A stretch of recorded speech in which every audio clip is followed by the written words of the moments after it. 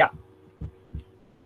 So friends, just a small revision of what we learned yesterday, and then we proceed towards the things that we have to learn today. So what are the things that we learned yesterday? We learned some very basic things कि income कैसे कहाँ से आता है business में. तो हम लोगों ने बोला था it comes from employment as well as from the business. Income क्या क्या होता है उसके बारे में हम लोगों ने डिस्कस किया था. और फिर हमने 11th के बारे में थोड़ा इंट्रोडक्शन लेकर we went ahead to learn the definition of book keeping, जहाँ पर हमको 5 फीचर्स हमने डिस्कस किए. That it is a science, it is an art, it is used to record monetary business transaction, it is to be done systematically and it is recorded in the books of accounts. फिर उसके बाद objectives और utility, ये कल हमने बात करके stop दिए. तो आज के सेशन में हम लोग इसके आगे कंटिन्यू करने वाले हैं. And to do that friends, we will understand some very important terms.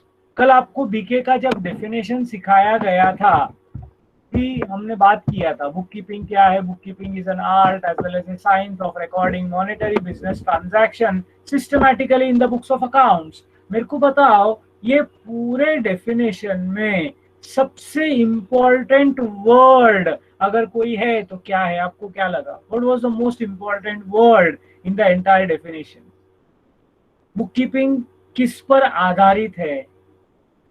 Systematic, monetary transaction, systematic. तीन ही जवाब. 60-70 लोग बैठे हैं यहाँ पर. Come on, what was that one word which was very important? Monetary transaction. Okay Rutuja, transaction, monetary transaction. yes, I want, as I told those who are attending the lecture for the first time, you participate more. ये लोगों को आता है, ये लोग का revision हो रहा है, तो आप लोग सब लोगों ने पार्टिसिपेट करो, यही मैं आप लोगों को रिक्वेस्ट करूंगा. तो मेरे दोस्तों, yes, the most important word was transaction. Transaction यानी क्या? Transaction means any activity of which are related to goods or related to cash which happens within a shop. एक दुकान के अंदर होने वाला कोई भी गतिविधि जो है, कोई भी एक्टिविटी जो है, उसको मैं बोलता हूँ इट इज अ ट्रांजैक्शन. आप दुकान में गए, सामान खरीदा, दुकानदार ने कहीं से सामान खरीदा, ठीक है, किसी से पैसा लिया, किसी को पैसा दिया, उधारी में सामान बेचा, कैश में सामान बेचा, उधारी में खरीदा, मतलब कुछ भी दुकान के गल्ले पर बैठकर किया हुआ काम, इसको मैं बोलता हूँ ट्रांजैक्शन. बोल, ट्रांजैक्शन का मीनिंग सब लोगों को समझा गया? This is the base my dear friends, you have to understand this very very carefully. Transaction is the base. कल हम लोग बात कर रहे थे जब इवोल्यूशन ऑफ कॉमर्स हो रहा था, इवोल्यूशन ऑफ इकोनॉमी हो रहा था, इवोल्यूशन ऑफ मनी हो रहा था. आज जैसा बिजनेस होता है वैसा बिजनेस नहीं होता था. पहले के जमाने में लोग सामान के बदले सामान लेते देते थे. उसको क्या नाम बोला था मैंने? If anybody remembers, what was that type of transaction called as? Yes, it is called as barter exchange. What is that called as? It is called as barter exchange. Barter exchange is goods against goods. पर हमने देखा कि उसके अंदर बहुत problem है. There is no common medium of exchange. इसलिए अगर मेरे पास चावल है और मेरे को अगर दूध लेने का है, लेकिन दूध जो बेच रहा है उसको और कुछ लेना है, तो माय डियर फ्रेंड्स, व्यवहार पूरा कंप्लीट नहीं हो पाता, क्योंकि we did not have a medium of exchange. That is when money came into play and वहां से जो है the things started changing. So my dear friends, याद रख लो, barter exchange is called as non monetary transaction. क्या बोलते हैं उसको? Non monetary transaction. जहां पर पैसा इन्वॉल्व नहीं था उसको बोलते हैं नॉन मॉनेटरी ट्रांजैक्शन. सो आज हम लोग सबसे पहले इंपॉर्टेंट टर्म्स में सीखने वाले कि ट्रांजैक्शन क्या है. अभी जो मैं आपसे बात कर रहा हूं उसके बारे में I will share more details. इसके अलावा हम लोग ट्रांजैक्शन में देखेंगे तो हम लोग को मालूम पड़ेगा कि the most important word is goods. What is the most important word? Goods. तो हम लोगों को गुड्स के बारे में सीखना है, गुड्स क्या है। फिर हमको एसेट्स के बारे में सीखना है, capital, drawings, then we have to learn about debtors and finally creditors. आज का लेक्चर का मेरा सबसे इंपॉर्टेंट टारगेट इतने 7 डेफिनेशन कवर करने हैं। So today most probably we will be covering these 7 definitions. Are you all ready my dear friends? I again request कि तुम लोग में से बहुत सारे जन सबको सब आता है, मेरा बोलने का अंदाज थोड़ा अलग होगा, आपको सिखाया हुआ चीज कंसेप्ट वही है, बोलने का तरीका अलग रहेगा। एंजॉय करो और आंसर्स देते वक्त पहला चांस हम लोग उन लोगों को देंगे जो लोग आज फर्स्ट टाइम ये सब सुन रहे हैं, ठीक है। जो स्टूडेंट्स लोगों ने 11th में क्लास नहीं लगाया या जिन्होंने मिस किया, उन लोगों को हम लोग एक अपॉर्चुनिटी देंगे। Of course everyone will participate, but let us hope that they take the lead. So my dear friends, transactions के बारे में मैंने बताया था। Transaction is nothing but exchange, any activity which takes place within a business premises. It can be related to goods, it can be related to cash. Transactions can be monetary or non-monetary transaction. Transaction can be monetary, पैसे के साथ involved या बिना पैसे के। Monetary में देखेंगे तो either it will be a cash transaction or a credit transaction। या तो वो कैश के बदले में सामान खरीदा, पैसा मिला तो कैश, उधारी में सामान बेचा तो it will be called as a credit transaction. And non monetary is nothing but barter exchange. My dear friends, exchange सामान खरीदना बेचना, सामान को इंग्लिश में बोला जाता है goods. So what are goods?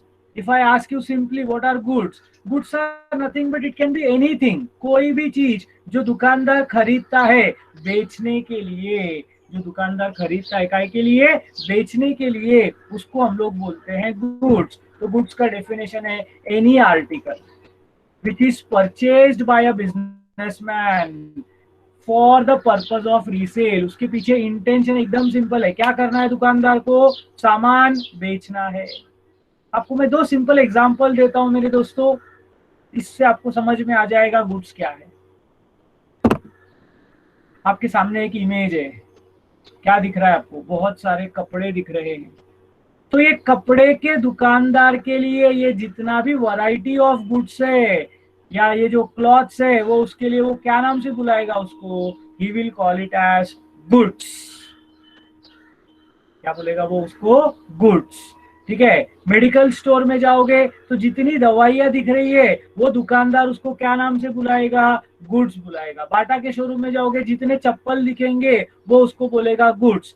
जो आदमी जो सामान बेचता है उसको वो क्या नाम से बोलता है? गुड्स बोलता है। बोलो, सबको क्लैरिटी मिला क्या?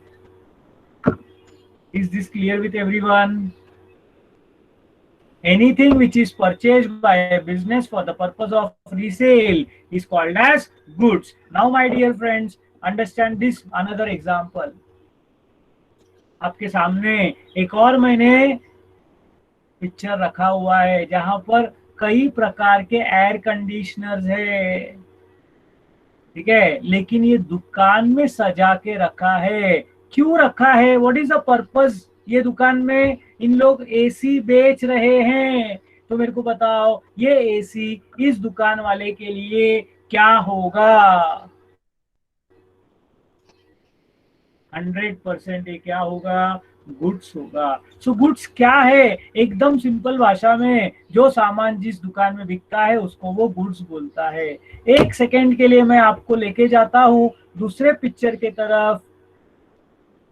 वही एसी अगर किसी के घर पे आ गया, वही एसी जो दुकान में था वो अगर घर पे आ गया, या मैंने उसको मेरे क्लासरूम में लगाया, दिख रहा है ना क्लासरूम के अंदर एसी लगाया है, क्या इसको मैं गुड्स बोलेगा क्या?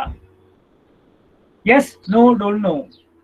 No, it will not be called as goods. कारण घर का एसी, तुम्हारे घर पे कोई आके बोलता है एसी खूब छान है, तो तुम उसको रिप्लाई क्या देते हो रे? अगर कोई तुम्हारे घर पे आके बोलता है एसी बहुत बढ़िया है, क्या रिप्लाई देते हो आप? 100% यू से थैंक यू ओनली। तुम में से कोई पूछता है क्या खरीदता है क्या? ऐसा कोई पूछता है क्या? अगर तुमने बोला खरीदता है क्या, मतलब वो तुम्हारे लिए गुड्स है।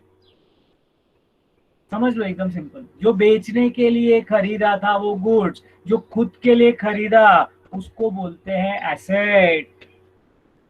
क्या बोलते हैं उसको? Asset. This is again very important my dear friends. एसी वही है, मैं वापस आपको याद दिलाना चाहता हूँ, दुकान में रहेगा तो गुड्स, घर पे या कहीं पर और जगह पे आ गया तो वो हो जाएगा अपना एसेट, क्योंकि वो हमने हमारे लिए खरीदा है, for the existence of business. मेरे क्लासरूम में अगर आप देखोगे तो बेंचेस दिख रहे हैं, आपको दिख रहा है क्या बेंचेस? ये बेंचेस मेरे लिए क्या रहेगा? ये बेंचेस मेरे लिए क्या रहेगा? ये भी मेरे लिए एसेट रहेगा, क्योंकि ये मैंने मेरे लिए खरीदा है। सोचो, मेरे बाजू में एक फर्नीचर का शॉप है, और अगर ये बेंच वहां पड़ा होता, एक फर्नीचर के शॉप में अगर ये बेंच पड़ा होता, तो याद रखना चीज वही है मेरे दोस्तों, चीज वही है। किस हिसाब से आपने खरीदा उसके ऊपर वो गुड्स रहेगा या एसेट रहेगा, उस पर डिपेंड करता है। अगर आप शौकीन आदमी हो, रेस के शौकीन हो और आप घोड़े पालते हो, तो घोड़ा आपके लिए क्या रहेगा?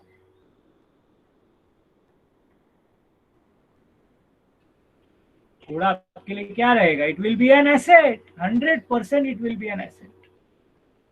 लेकिन वो स्टेबल जहां से आपने घोड़ा खरीदा, वो स्टेबल वाले के लिए वो होगा गुड्स। सूरज यादव, शानपना नहीं चाहिए मेरे को, लाइफ स्टॉक वगैरह मैंने पूछा नहीं अभी फिलहाल। ठीक है, मैं यही बोलता हूँ, ओवर स्मार्ट मत बनो, इरिटेट होता है। मैं सिखा रहा हूँ क्या? अभी इसमें नए बच्चे लोग बैठे हैं, तुम अपना शानपना क्यों दिखा रहे हो? Is it required? Of course, they are livestock, but today is not that point where I am discussing what is livestock and what are the different types of assets. So please control yourself.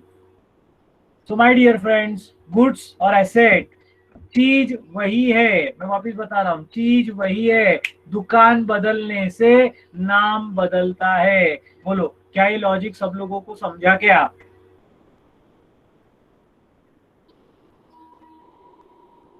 तो asset क्या है?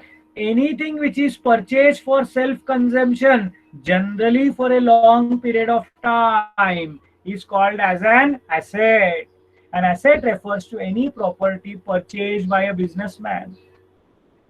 The ownership rights of the thing lies with the owner of the business. For example, land and building, जमीन जायदाद, plant and machinery, जहां से हम लोग production करते हैं, फर्नीचर, फिर वो बिजनेस का हो या कोई भी हो, furniture and fixture and vehicles. Furniture यानी बेंचेस को फर्नीचर बोलते हैं, ये बोर्ड जो एक जगह पे फिक्स्ड है उसको फिक्सचर बोलते हैं।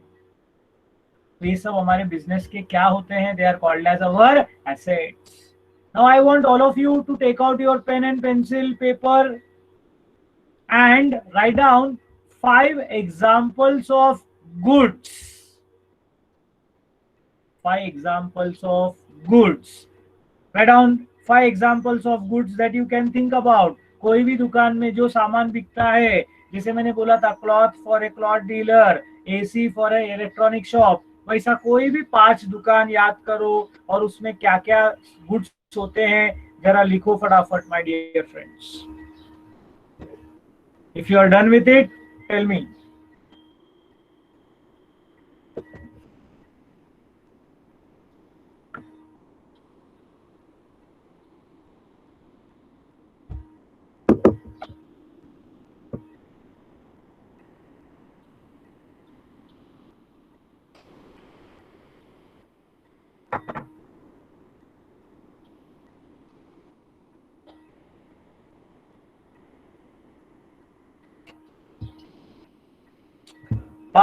गुड्स के नाम, आइटम का नाम और दुकान का नाम दोनों लिखने का, मैंने जैसा लिखा था।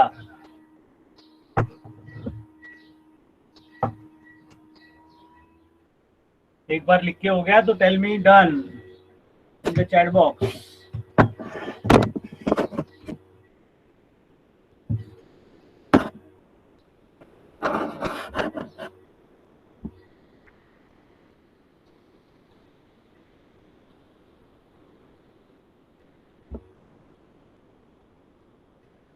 Okay, I want more. As I told you, I would expect participation from the students who are joining this lecture for the first time. Yes, very good.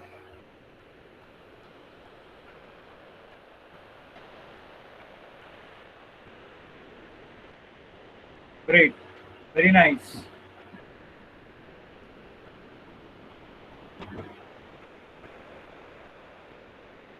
Okay, Tanvi, you can share two examples that you have written. Tanvi, Abhishek Yadav, Abhishek Tiwari, ये जो नए आज पहली बार lecture बैठ रहे, मैं चाहता हूँ कि तुम लोग दो दो एग्जाम्पल डालो। जिनको आता है उन लोग जरा कंट्रोल करो, अभी घाई मत करना please. I am not bifurcating, but I want to really check whether you have understood. So it's my humble request to all of you. सब लोगों को मैं मौका दूंगा, थोड़ा देर रुक जाओ सिर्फ। Very good Abhishek, very nice. Books in a stationary shop is good, very nice. मतलब तुमको समझा है कि नहीं ये देख रहा और कुछ नहीं। Shreya गाड़ीगांवकर आलिएगा, you have to write, participate.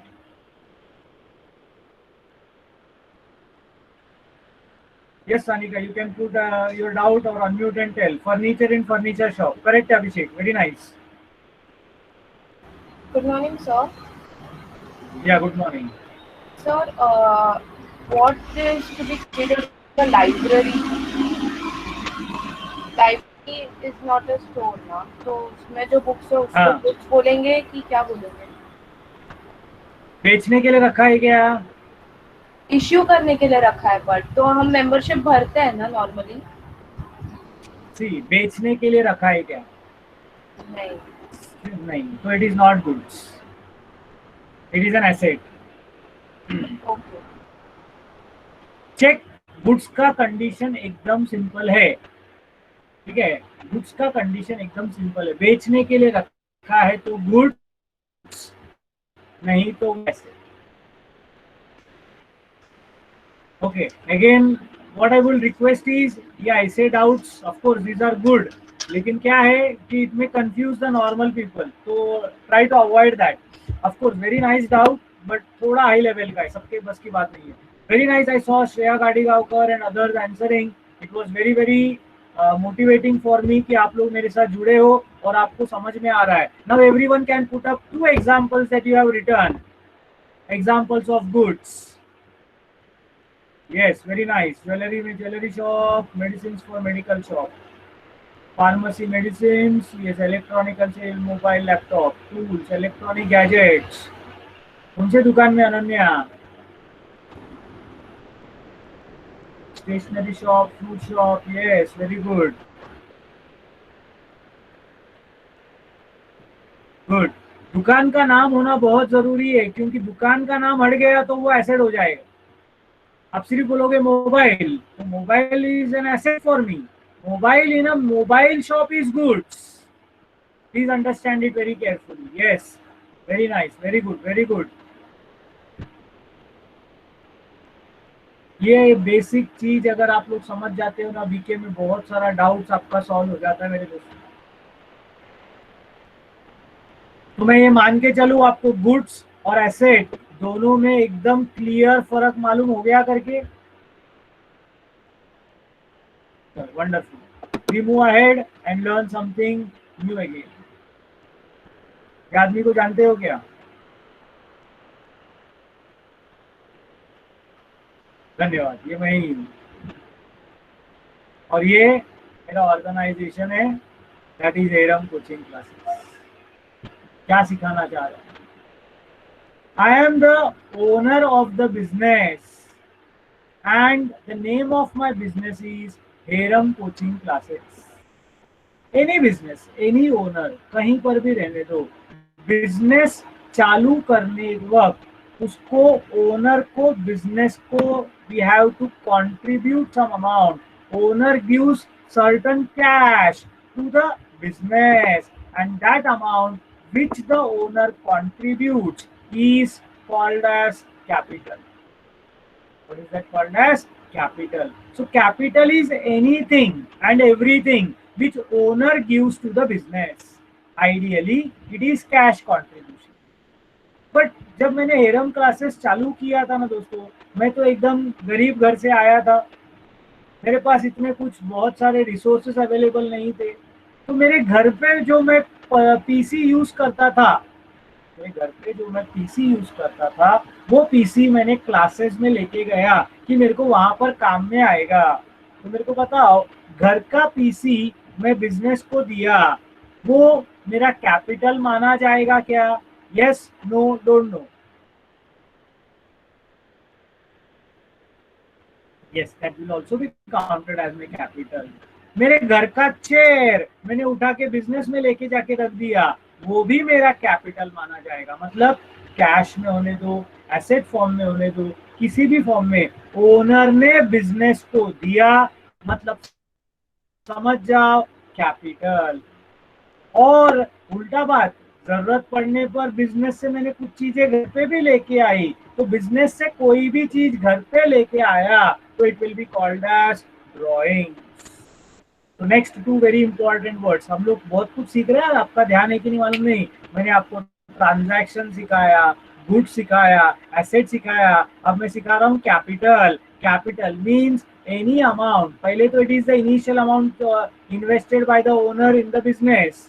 साथ में ये भी बोल रहा हूँ कि apart from cash, anything which the owner gives to the business is his capital, and anything that he withdraws from the business, classes से मैंने घर पे लेके आया, तो that will be called as drawings.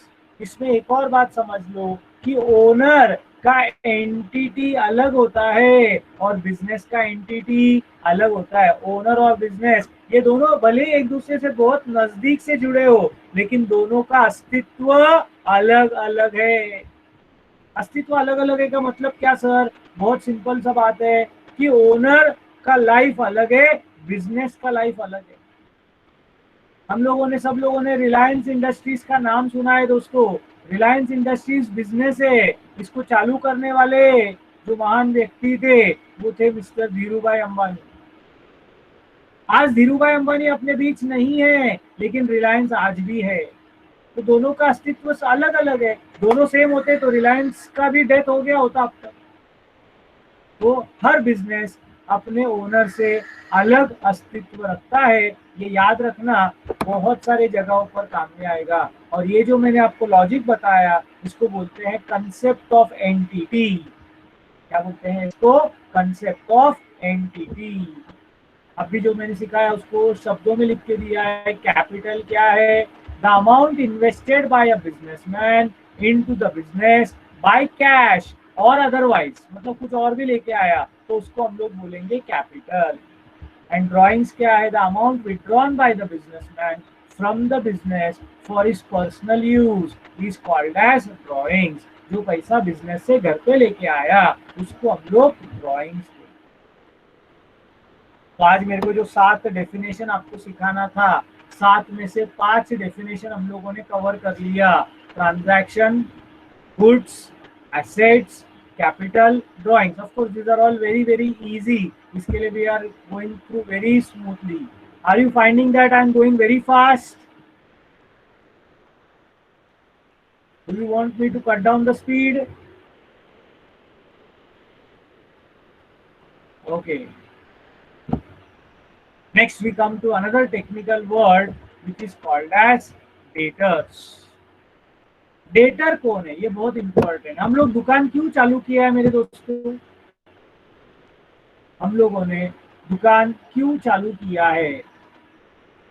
Why did we start any shop? कोई भी दुकान चालू करने के पीछे मकसद क्या है? To earn, earning profit. Profit कहां से आएगा? प्रॉफिट कहाँ से आएगा?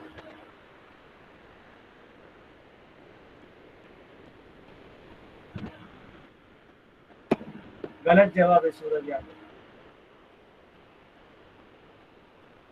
बिजनेस में सेलिंग ऑफ गुड्स, बेसिक बात पूछ रहा हूँ, तुम लोग को थोड़ा ज्यादा आता है इसलिए आप गड़बड़ कर रहे हो, और मैंने गलती से वो स्क्रीन चालू कर दिया है तो आप लोगों को डेटर्स देख के बोल रहे हो। मेरा सवाल मैं वापस बताता हूँ, बेसिक रहता है उसके ऊपर कॉन्सेंट्रेट करो। To earn profit was correct. Profit कहाँ से आता है? सामान बेचकर आता है। हमने देखा transaction can be of two types. अच्छा, don't try to be different always. अगर नॉर्मली मैं बता रहा हूँ कि प्रॉफिट कहाँ से आता है, तो प्रॉफिट सामान बेच के आता है, एक ही जवाब है, सेल ऑफ गुड्स। फिर उसमें तुम लोग अपना हीरोगिरी करने को जाओ मत, नहीं तो फंस जाओ। तो मैं कुछ आंसर्स देख रहा हूँ। अच्छा, ऋतिक तिवारी को लग रहा है कि मैं फास्ट जा रहा हूँ। थोड़ा ऋतिक अपने आप को अपडेट करो बेटा, मैं एकदम आराम से जा रहा हूँ। ऑफकोर्स मैंने पूछ लिया आप लोगों को, जो नए लोग हैं उन लोग ही कंफर्टेबल है, आपको क्या तकलीफ होना चाहिए बेटा अभी। Anyways I will cut down my speed. So debtors, sorry मैं बात कर रहा था बिजनेस में हम लोग सेल करते हैं। Selling is nothing but a transaction. Transaction हमने बात किया था, कैश ट्रांजैक्शन हो सकता है, क्रेडिट ट्रांजैक्शन हो सकता है। कैश में हुआ मतलब आप कोई भी आए, कोई भी दुकान में जाते हो, पैसा देके हो सामान खरीदते हो तो कैश ट्रांजैक्शन। लेकिन अगर आप एक दुकान में रोज जाते हो, सुबह जाके दूध लेके आते हो आधा लीटर, तो एक 10 दिन 15 दिन वहां पर जाओगे तो तुम्हारा और दुकानदार का पहचान हो जाएगा। और नो,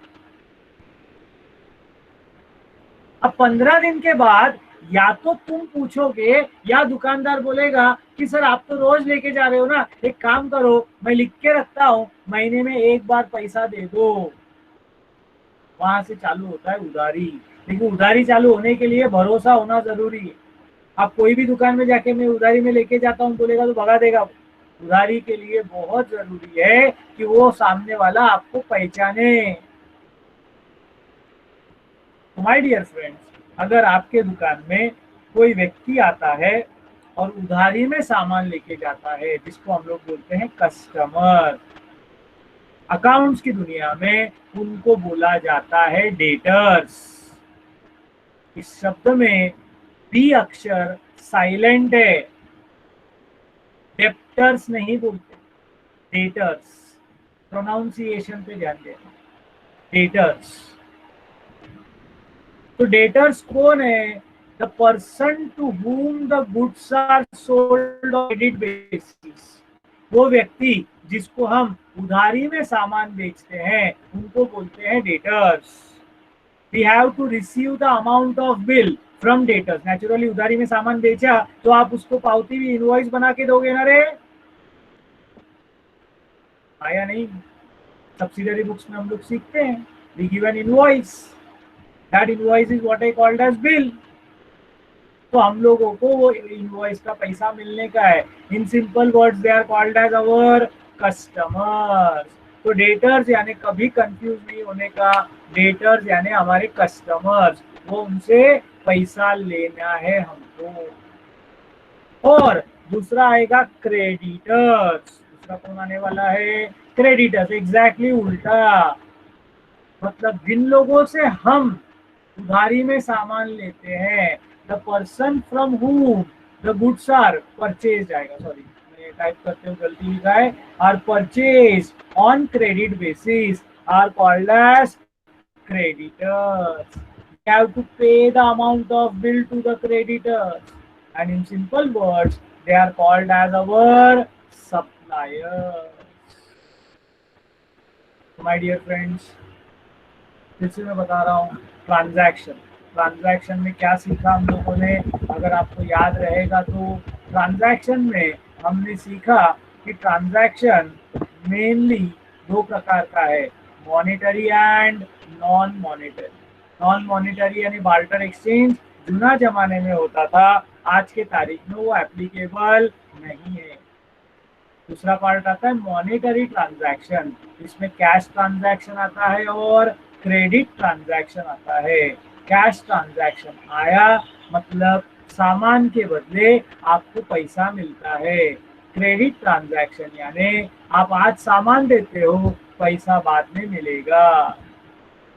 हम लोग बात कर रहे हैं सामान, गुड्स के बारे में। गुड्स क्या है? तो any article which is purchased bye a business for the purpose of resale. सामान बेचने के लिए जो लाया है वो गुड्स होता है। जैसे कपड़े के दुकान में कपड़ा, एसी के दुकान में एसी। लेकिन अगर वही एसी हमारे घर पे आ गया या और कोई बिजनेस में आया for which is going to be use for a long period of time, then it is called as an asset. Anything which is purchased for self consumption, generally for a long period of time, is called as an asset. An asset refers to any property purchased by a businessman. The ownership rights of the thing lies with the owner of the business. For example, land and building, plant and machinery, furniture and fixture, and vehicles. फिर हमने सीखा owner और business का relationship. Owner कोई भी चीज business को देता है तो उसको बोलते हैं कैपिटल, और कोई भी चीज बिजनेस से लेके जाता है तो उसको बोलते हैं ड्राइंग्स। ये सब डायग्राम्स है, जो पिक्चर्स मैंने आपके लिए रखे हैं ना, ये सिर्फ आपको याद रखने के लिए है, इसका और कोई पर्पज नहीं है मेरे दोस्तों। The amount invested bye businessman into the business by cash और अदरवाइज, सिर्फ पैसा ही लाना जरूरी नहीं है, वो दूसरे एसेट्स, फर्नीचर भी ला सकता है, मशीनरी भी ला सकता है, कंप्यूटर भी ला सकता है। वो जो घर से बिजनेस में आया वो सब कैपिटल बोला जाएगा, और बिजनेस से घर पे गया तो उसको सब ड्राइंग्स ऐसा बताया जाएगा। फिर हमने देखा डेटर्स एंड क्रेडिटर्स। जो लोगों को सामान उधारी में बेचा जाता है they are called as debtors, and जिन लोगों से हम लोग सामान उधारी में खरीदते हैं they are called as creditors. So this was basic summary of all the things that I needed to teach today, and as expected हम लोगों ने वहां तक complete कर लिया है। We are not